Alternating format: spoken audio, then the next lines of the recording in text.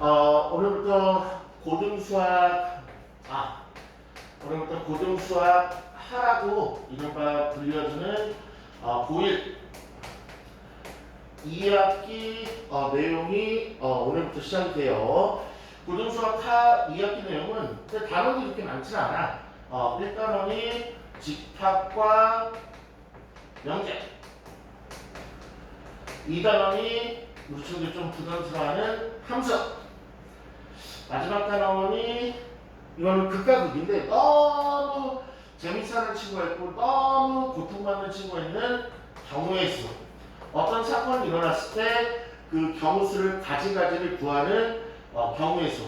그 세 파트가 이제 고등수 하를 이룰 거고, 선생님 때는 함수 중반까지, 함수 딱 중반까지가 요게 이제 중간고사 시험 범위가 될 거고, 그 다음에 이제 함수 후반부터 경우의 수가 기말고사 범위로 조금 잡힐 것 같은데, 좀 요 단원이 조금 1학기 단원에서 계산량은 그렇게 많지는 않은데, 계산 막 심각하게 하는 계산이 없는데 좀 개념이 나름대로 중요하고, 그 다음에 조금 좀 함수적인 부분이 좀 많이 들어가서 함수에 대해서 좀 자신감이 조금 있는 학생이 득점이 좀 높더라고. 그래서 선생님이 늘 했던 대로 아니면 더욱더 좀 개념적으로도 친절하게, 정확하게, 자세하게 잘 가르쳐 줄 거고, 그 다음에 어려운 문제나 심한 문제까지도 잘 시험 보기, 시험장 들어가기 전까지 잘 인도해 줄 거예요.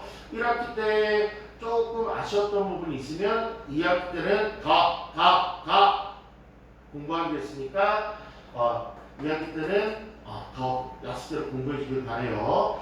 오늘 제 1단원 집합과 명제부터 출발할 건데, 선생님 마이크 잠깐만 조절 좀 할게.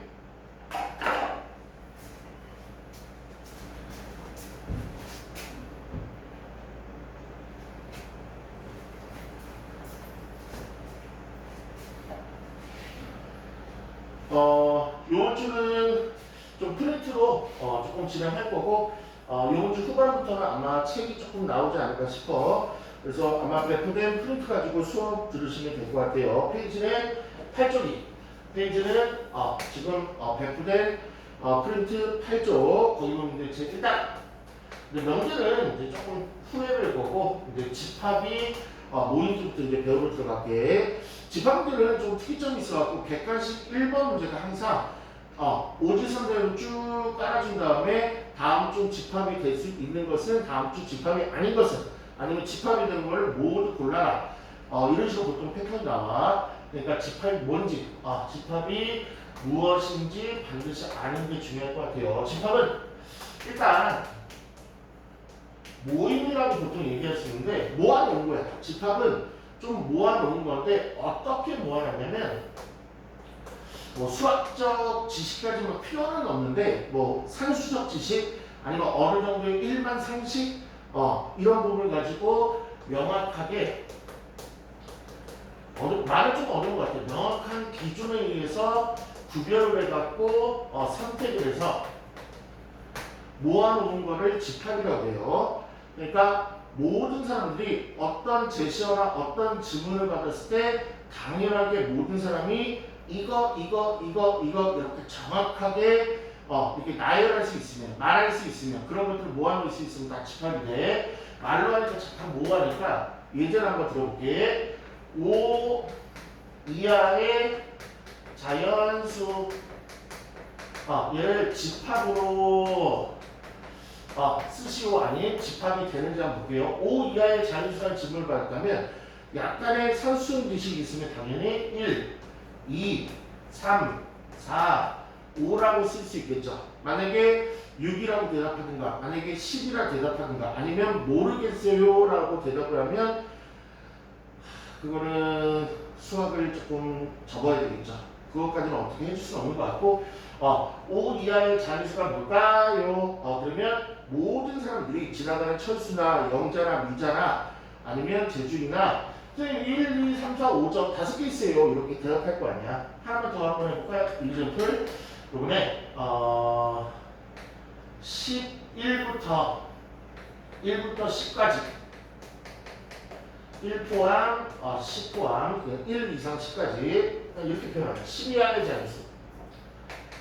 10 이하의 자연수 중에서 총 10개 있죠? 요거 중 다는 C가 8이 아프니까 소수가 어떻게 돼요? 라고 물어보고 소수는 좀 외우고 있어요. 1부터 10까지는 총 4개 있고요. 소수의 정의가 뭐야? 약수가 1과 자기 자신만 있고 좀 특별한 애들 원상호 7, 2, 3, 5, 7 약간의 수학 지식이 있어야지만 이렇게 대답할 수 있는데 이 정도는 고1이면 대답할 수 있어야 돼. 이렇게 명확하게 답변을 서로 얘는 맞았어 이렇게 명확한 기준에 의해서 기준이 뭐였어? 오이야. 기준이 뭐였어? 소수.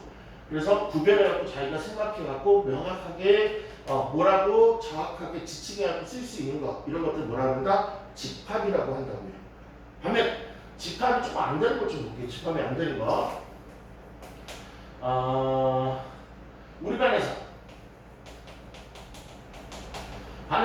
한 뭐 20명 40명 있잖아. 우리 반에서 잘생긴 사람들의 모임.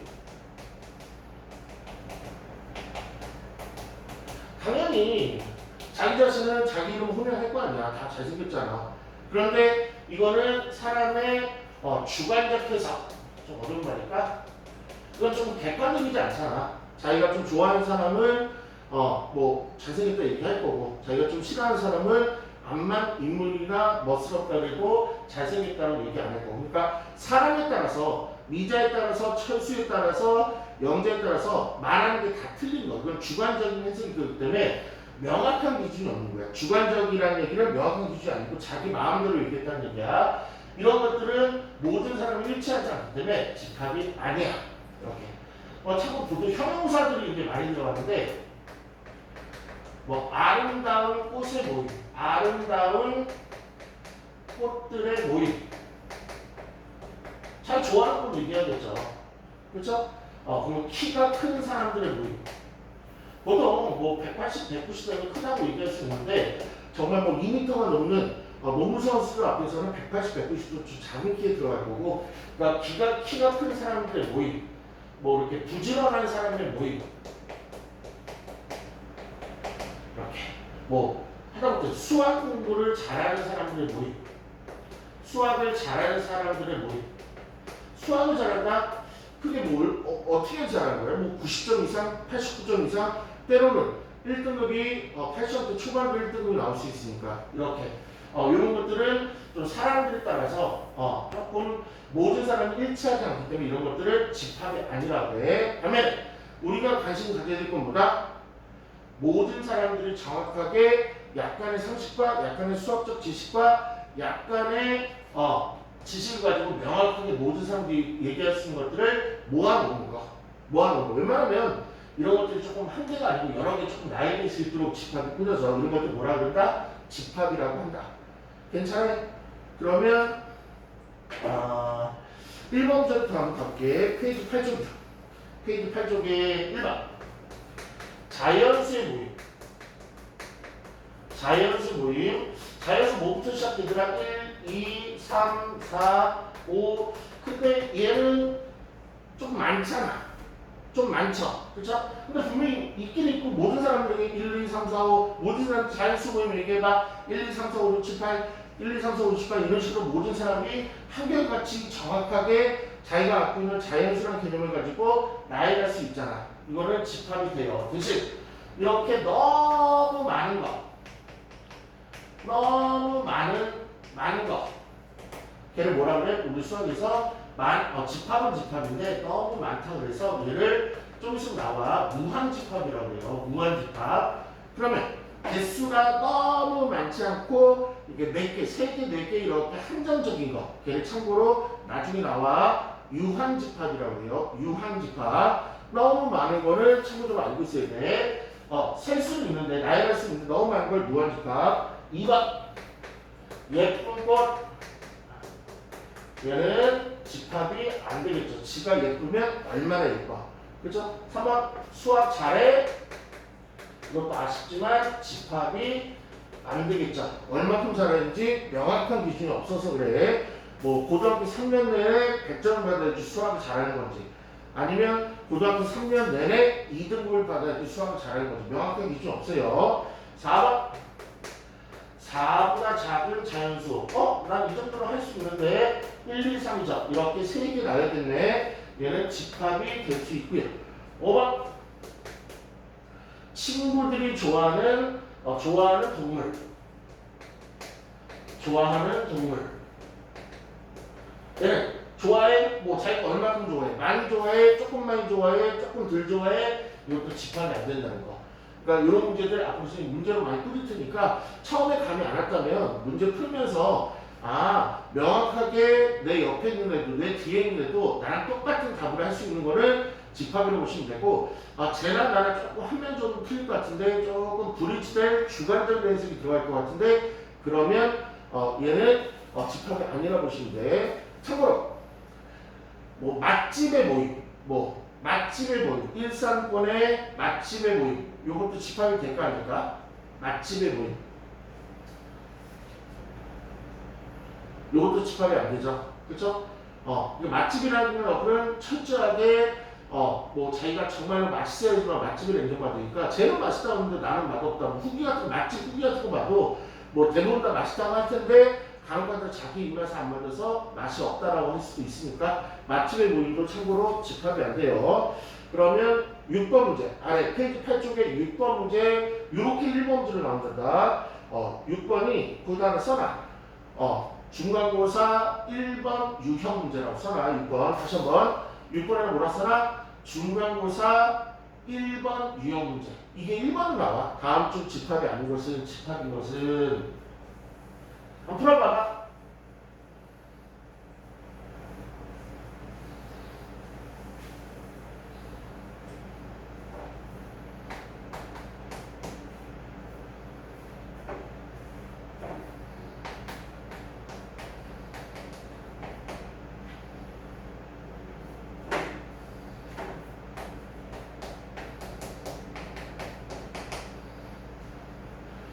자, 집합이 아닌 거 몇 번 했어요? 2번에 있죠. 몸무게가 작아? 얼마큼 작는데 2번이 아니겠죠? 계속 이제 집합 이어서 갈게. 10의 약수들의 모임. 다시 한번 10의 약수들의 모임. 집합이 된다 안 된다? 당연히 된다. 어떻게? 1, 2, 5, 10. 만약에 1, 2, 5, 10을 대답 못하면 옆에 친구한테 물어보면 돼요. 10의 약수들의 모임 집합이 된다. 오케이. 얘는 집합 오케이. 그럼 보통 이제 집합에 해당되는 얘네들을 이렇게 쓸 때 보통 이렇게 콤마로 연결하고 지금부터 이렇게 집합을 쓰는 표현하는 방법. 표현법에 대해서 얘기 좀 해줄게요. 표현법. 그러면 어떤 문장이 제시됐을 때 걔네들에 해당되는 것들을 쭉 쓰고 그 다음에 얘를 우리 가로가 수학에 쓰는 가로가 이렇게 소가로가 하나 있고 그 다음에 이렇게 큰 가로가 하나 있고 대가로가 하나 있고 그 다음에 이렇게 가운데 이렇게 배분뜨기 가로 가운데 이렇게 배가 이렇게 나온 거를 중가로라고 하는데 우리 집합의 표기에서 뭘 빌려왔냐면 중가를 빌려와서 쓸 만큼 다 쓰고 정확하게 처음부터 끝까지 쓰고 참고적으로 숫자를 쓸 때는 좀 작은 순서대로 쓰는 편이고 그 다음에 알파벳 같은 거 쓸 때는 좀 이렇게 알파벳 순으로 조금 쓰는 편이야. 그럼 다 쓴 다음에 맨 앞에다가 중괄호 처음, 맨 뒤에다가 중괄호 닫고 이게 바로 집합을 표현하는 방법이라고 해. 다시 한번 집합이라 판단됐으면은 그에 해당되는 애들을 쭉 써준 다음에 맨 앞에 맨 뒤를 중괄호로 열고 닫은 거를 집합의 표현이라고 하고 반드시 이렇게 해줘야 돼요.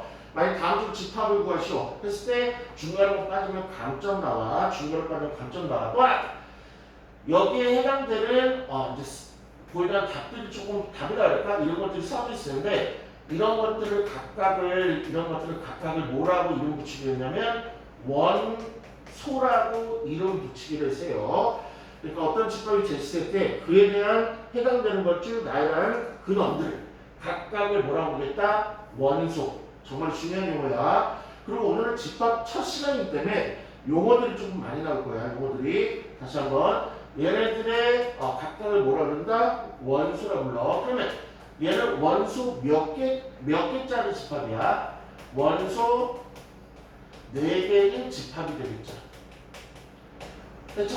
그리고 또 집합을 표현하는 방법 중에 하나가 어떻게 쓰기로 했냐면 이렇게도 쓰기로 하는데 알파벳 가지고 쓰기도 하는데 대신 알파벳 가지고 표현하려면 반드시 대문자를 가지고 표현하기로 해서 대문자 그래서 뭐 수번에 이렇게 시작되는 건 없고 대문자 일반적으로 첫 집합을 얘기할 때 라지 A를 쓰고 또 두 번째 집합이 나올 때는 라지 B 세 번째 집합일 때는 라지 C 대문자 그걸 가지고 사용해요. 그래서 이 집합을 읽는 경우가 두 개거든. 어떻게 읽냐면 읽는 법 읽을 줄 알아야지.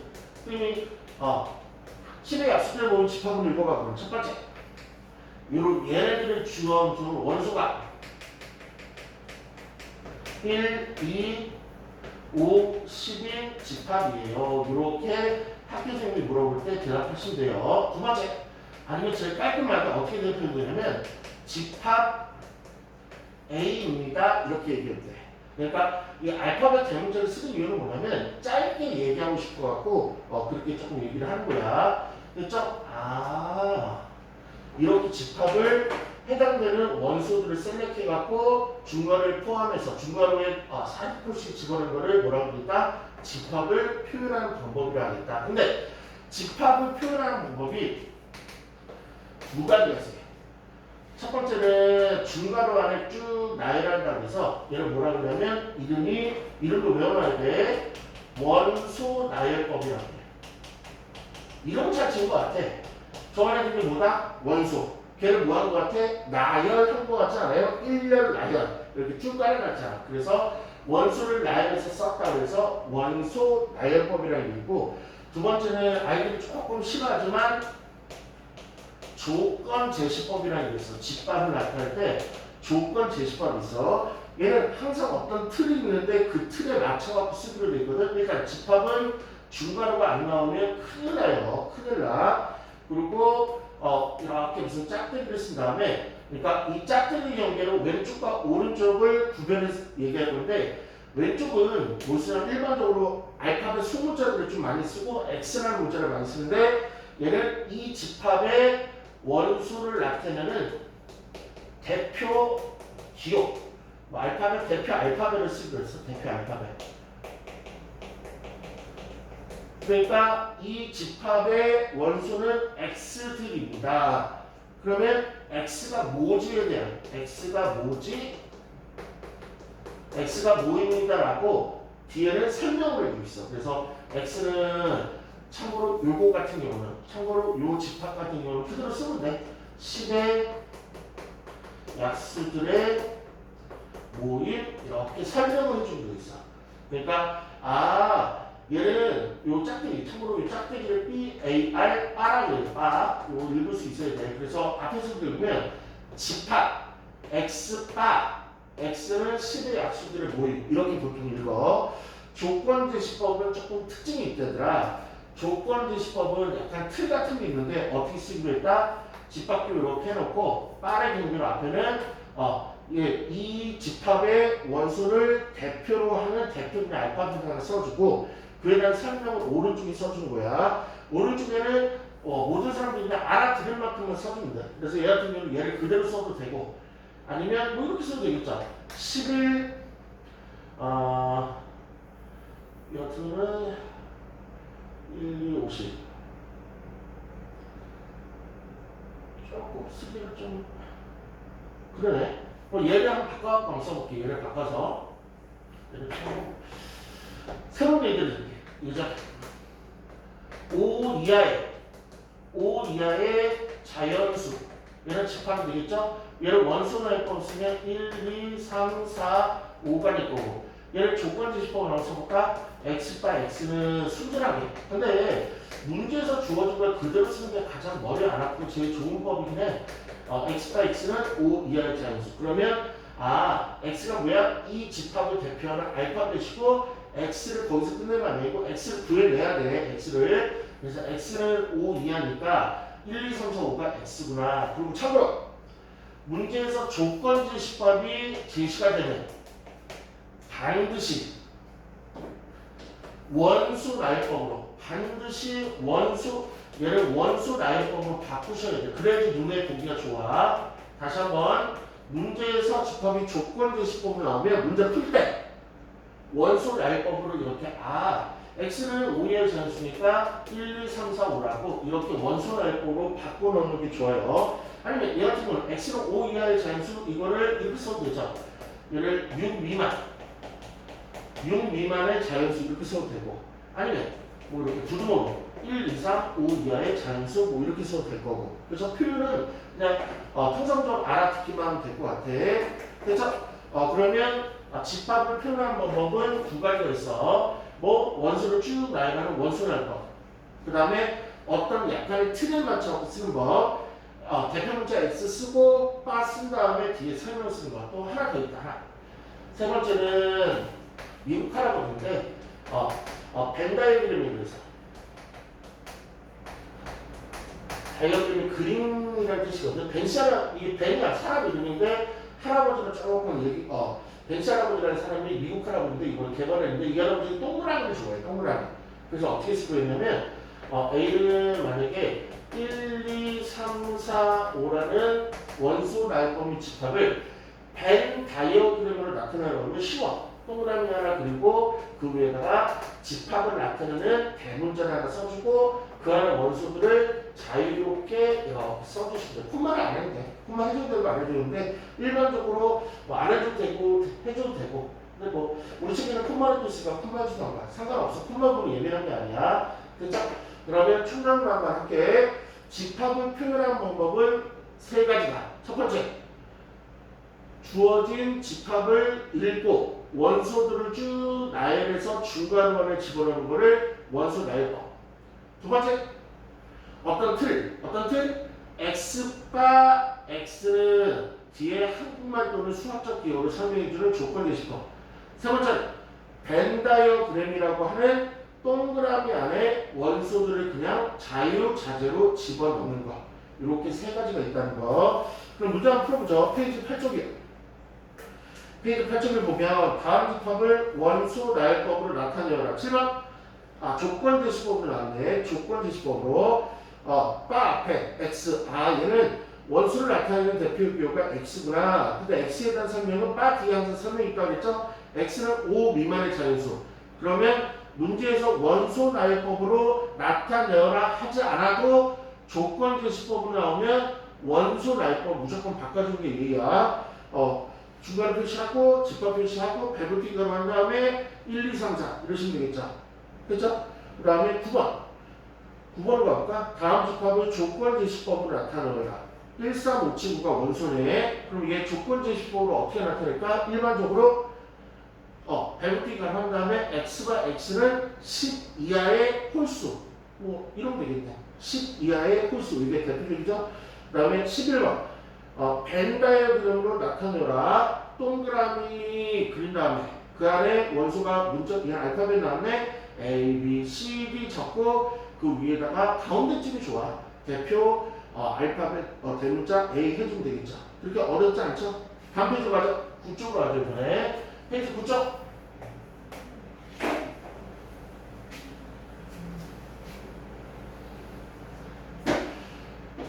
집합의 종류에 대해서 갈 건데 아까 나 은근히 얘기했어. 집합의 종류는 두 가지가 있어. 뭐 하나 더 하면 세 가지인데 일단 무한집합이라는 게 있고 그 다음에 유한집합이라는 게 있어. 참고로 좀 특이한 게 하나 있는데 공집합이라는 게 하나 있고 그러면 무한집합은 아까 나왔죠. 뭐야? 원소를 쭉 찾고 나열하다 보니까 너무 많은 거.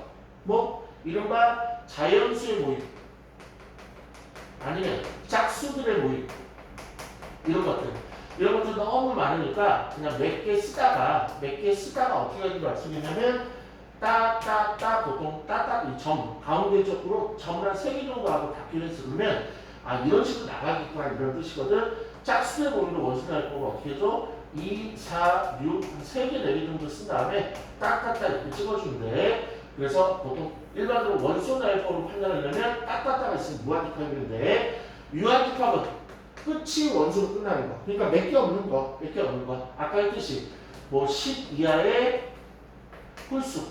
5개밖에 없잖아. 1, 3, 5, 7, 9 이렇게 딱딱하게 끝나지 않고 명확하게 끝에 원수까지 얘기할 수 있는 거. 이런 것들은 유한집합. 그리고 공집합은 특이하게 얘도 집합이긴 집합인데 집합이 물어봤을 때 원수가 없는 게 있어. 근데 그런 게 있어요? 있어. 뭐냐면 2 미만의 짝수. 2 미만의 조금 논란 소지가 있어서 이렇게 하자. 그러면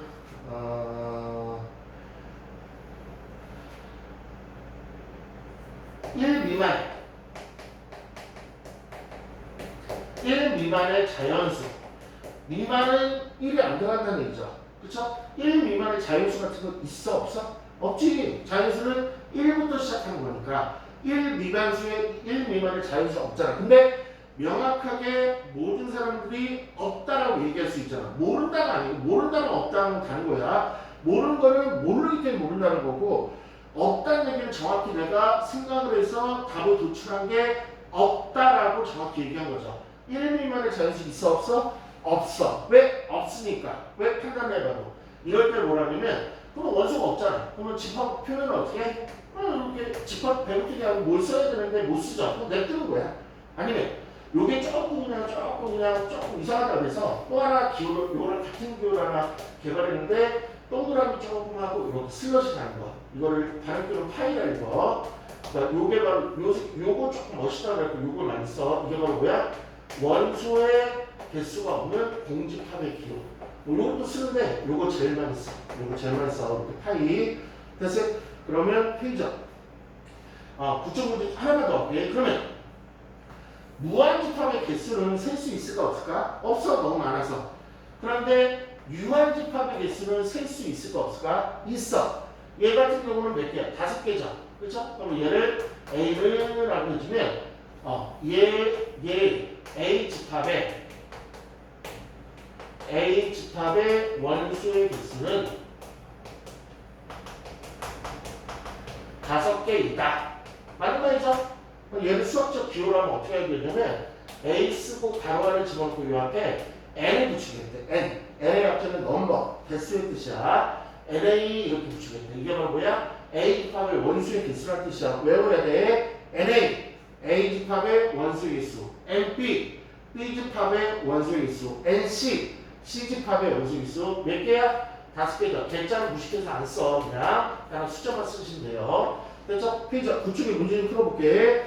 왼쪽에 1번부터 8번까지 1번부터 8번까지 원소나이법으로 쭉 제시가 됐는데 또 집합이라고 했으니까 다 집합이겠죠. 유한집합이면 유자만 쓰고 무한집합이면 무자 쓰고 하나만 더 공집합. 공집합은 유한집합일까 무한집합일까? 생각하는데 3초. 질문 다시. 공집합은 유한집합일까 무한집합일까? 정답은 유한집합이죠. 왜요? 개수를 얘기할 수 있잖아. 몇 개? 딴 개. 무한집합은 너무 많아서 개수를 얘기를 못하는 거고 10억 개, 10조 개 너무 많아서 얘기를 못하는 거고 유한집합은 개수를 셀 수 있으니까 얘기할 수 있는 건데 공집합이 개수 셀 수 있다 없다? 있다. 몇 개? 딴 개. 그래서 참고로 공집합도 유한집합에 들어가요. 문제 이어서 풀어보죠. 페이지 9쪽에 1번 1, 2, 3, 5 원수가 4개인 집합 6. 2번 2, 4, 6, 8 딱딱딱 보이니까 얘는 뭐 짝수들을 보는가 보네. 무한집합 무. 3번 이거 나오네. 공집합. 요 파이 알고 있어야 공집합이라고. 원소의 수가 0개인 거 없는 거. 공집합은 유한집합이야 무한집합이야? 유한집합. 이렇게 됐죠? 다음에 페이지 9쪽이요. 9쪽의 오른쪽. 원소나이법으로 나열되거나 조건제시법으로 나열됐을 때 NA를 구해라. NA가 무슨 뜻이야? A라는 집합의 누구의 개수? 원수의 개수를 개짜 빼고 숫자만 적은 거. 요 정도 우리 친구들 할 수 있을 거라고 믿고 통과하죠. 이번에 10쪽으로 가보자. 오늘 많이 첫 시간이라서 많이는 안 할 것 같아요. 페이지 10쪽.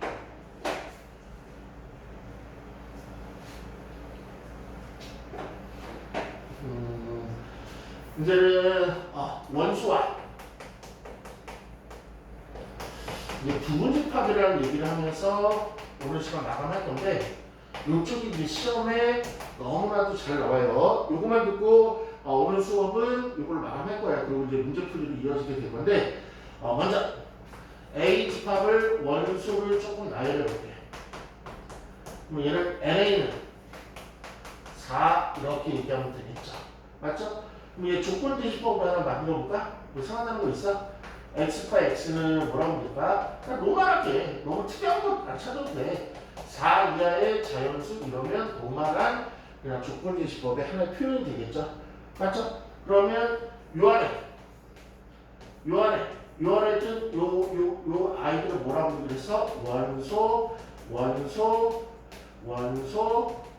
원소라고 우리는 부르기로 약속했으니까 따라야죠. 지켜야죠. 그쵸? 원수 몇 개야? 4개. 누군데? 1원소, 2원소, 3원소, 4원소. 그럼 걔랑 한 번로 써볼게. 1은 집합 A의 원수이다. 이거 맞는 말이야? 틀린 말이야? 당연히 맞는 말이야.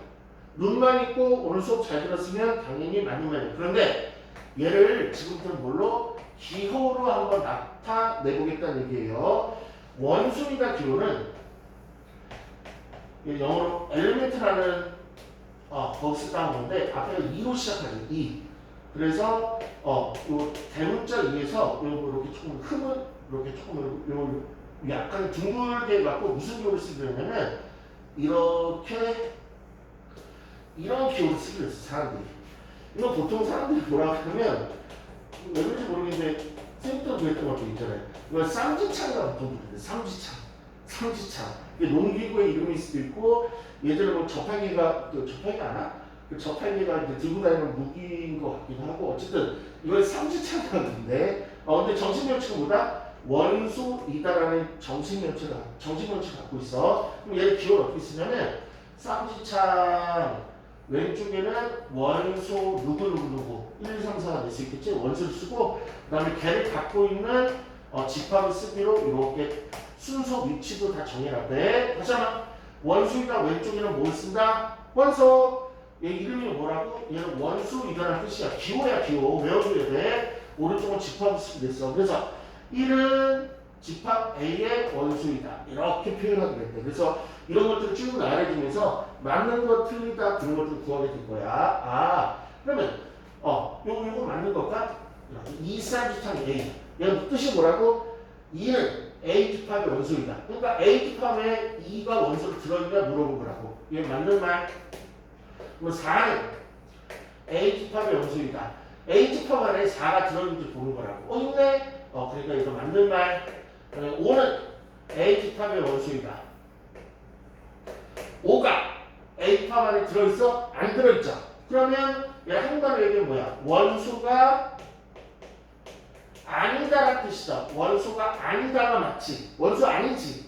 그럼 걔를 기호를 어떻게 쓰려냐면 쌍지창 이렇게 한 다음에 슬러시 이렇게 가게 돼. 슬러시. 그거랑 똑같아. 등호입니다. 등호가 아닙니다. 이거의 뜻이 원소입니다. 원소가 아닙니다. 이렇게 슬러시 걷게 됐대. 그래서 얘는 틀린 말인데 맞는 말로 바꾸려면 슬러시를 해주면 이제 맞는 말이 되는 거야. 이렇게. 쉽죠? 원수이다는요. 원수이다의 기호가 있다 없다? 있다. 어떻게? 엘리멘트 2에서 따온 거긴 하지만 보통 사람들은 쌍지창으로 하고 원수이다는 쌍지창 그리면 되고 원소가 아닐 때는 슬러시 하나 더 붙여주면 되고 근데 위치도 알아야 돼. 원수이다 왼쪽에는 원수를 쓰기로 했고 원수이다 오른쪽에는 집합을 쓰기로 했고 근데 그래서 요 원수이다 기호는 잘 알고 있어야 될 것 같아. 그러면 페이지 10번 10쪽에 7번 8번 한번 해보세요. 페이지 10쪽에 7번 8번 페이지 7쪽에 7번 8번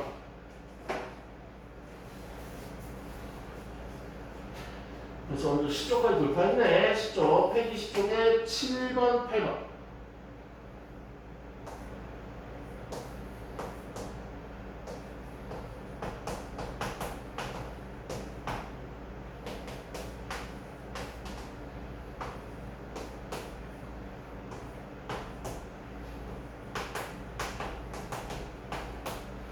밑에 옆에 두 개 이상한 경우가 있는데 뭐예요? 그거 좀 있으면 얘기할 거야. 이렇게.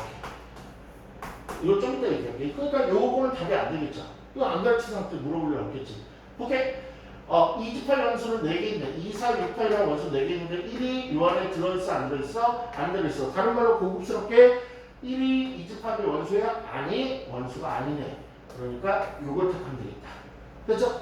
요걸 이 3이라는 거는 이 집합 안에 들어있어 안 들어있어? 여기 들어있네? 그러니까 원소네? 그럼 뭐라 하는데? 쌍지창 이렇게 그려주면 되겠죠. 그래서 이제 가장 중요한 정말로 이제 중요한 개념으로 오늘 마무리될 것 같은데 선생님 또 다음 시간에 확인 좀 해볼 거예요. 잘하고 있는지. 부분집합이라는 이 개념을 마지막으로 공부하고 오늘 동영상 마무리할 거예요. 다시 한번 마지막 배울 게 뭐다? 부분집합. 이거 집중해야 돼. 다시 한번 마지막에 배울 게 뭐다? 부분집합. 이렇게. 그러면 A집합을 하는 생성해 볼게. A는 1과 2라고 한번 생성해 볼게. 그러면 참고로 NA는 뭐가 된다? 2가 되겠죠. 맞죠? 그러면 요거의 부분집합을 한번 구해 보세요. 부분집합을 구하시오 라고 나왔어. 그럼 내가 실제로 한번 구해보고 얘기를 할게. 얘는 이렇게 부분집합을 이렇게 하면 부분집합을 좀 이해 좀 해줘. 이런 애들이 부분집합이 되고 또 이런 애들이 부분집합이 되고 그 다음에 공집합도 부분집합이 된다. 그래서 얘 부분집합은 총 몇 개냐면 4개거든요. 그럼 얘를 벤 다이어그램으로 한번 설명해 보면 벤 다이어그램을 설명해 보면 A집합이 여기 있고 B집합이 여기 있어. 이런 상황에서 부분집합 얘기했었는데 얘가 집합이야. 집합이니까 라지 대문자를 사용할 수 있는 거야. 집합 A가 있고 집합 B가 있을 때 그때 누가 더 큰 거야? 느낌적으로 누가 커? A가 크죠? 그쵸?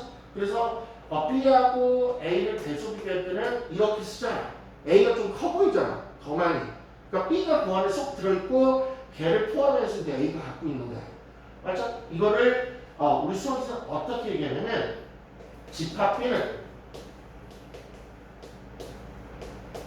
집합 A에 포함된다 이렇게 얘기를 해요. 다시 한번 자그마한 집합 B는 A라는 큰 덩치 안에 쑥 들어가서 포함되어 있지 않나요? 집합 A가 얘를 안아주고 있고 B가 쏙 들어가서 포함되지 않나요? 아니면 이게 수호생이라고 그러면 수호생 배에 간이라는 조직이 포함되어 있지 않나요? 심장이라는 우리 인체 조직이 포함되어 있지 않나요? 그렇죠? 그 다음에 위가 수호생 배 몸 안에 들어있지 않나요? 그런 느낌이야. 그런 느낌. 그럼 집합 A는 집합 A에 포함된다. 얘를 우리 수학에서 어떻게 쓰기로 했냐면 이렇게 쓰기로 해. 작은 거를 보통 왼쪽에 놓고 큰 거를 조금 오른쪽에 놓고 원래 옛날에는 조금 이렇게 쓰려고 했는데 좀 너무 없어 보여서 얘를 둥그랗게 쓰기로 했대. 둥그랗게 이렇게 둥글려서 됐죠? 이 뜻이 뭐라고? 집합 B는 집합이어야 돼. 중요한 건 집합과 집합 사이의 대수를 나타내는 게 부분집합이라는 개념이야. 원수와 집합 사이의 대수라 그럴까? 그거는 원소니까 기호를 쓰는 거고 집합과 집합 같은 동등한 집합끼리는 부분집합 포함된다 이걸 사용해. 그래서 집합 B는 집합 A에 포함된다 이렇게 쓰는데 이 포함된다라는 용어랑 같은 용어가 있는데 그게 바로 뭐라고? 그게 부분집합이에요. 그래서 사람들이 포함된다는 말도 조금 쓰긴 쓰는데 포함된다는 말보다는 부분집합이라는 말이 너무나 멋있어서 포함된다는 말보다는 부분집합이라는 용어를 더 많이 사용해. 그러니까 집합과 집합 사이 이렇게 봤을 때 큰 게 있고 좀 작은 게 있을 때 작은 어떤 일종의 작은 집합이 큰 집합 안에 쏙 들어간다를 뭐라고 하니까 포함된다 또는 부분집합이다. 기호적으로 어떻게? 이렇게 기호를 사용한다고. 아까 쌍지창이 무슨 뜻이었죠? 얘는 원소이다.